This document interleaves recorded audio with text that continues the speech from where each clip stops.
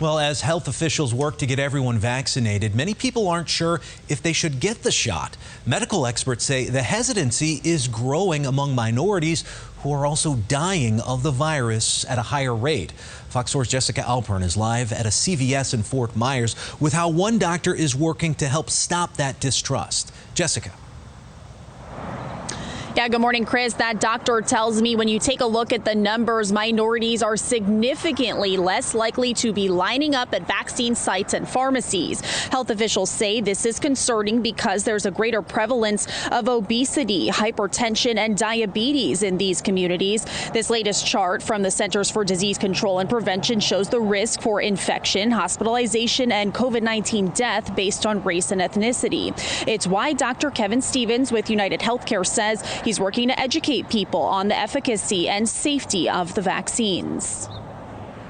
The main thing here is that in the brown and black-skinned people, we have pretty much double the mortality rate from COVID-19. And if you look at the vaccination rates, it's about half.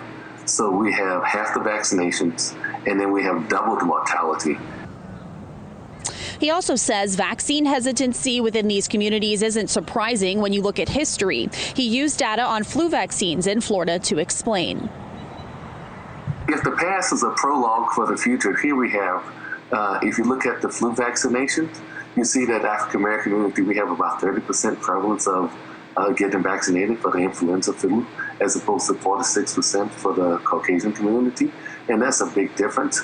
So when you translate that to the COVID-19, we are dismal. We still are way behind in terms of the percentage of the population who will be getting vaccinated. This morning, he hopes UnitedHealthcare's new online tool will make a difference. It's a vaccine resource locator that's available in both English and Spanish. It's free to anyone. You can just type in your zip code, and the online tool finds FDA-authorized vaccine resources near you. In our next half hour, you'll hear more from Dr. Stevens on vaccine myths that he's working to dispel and educate others about.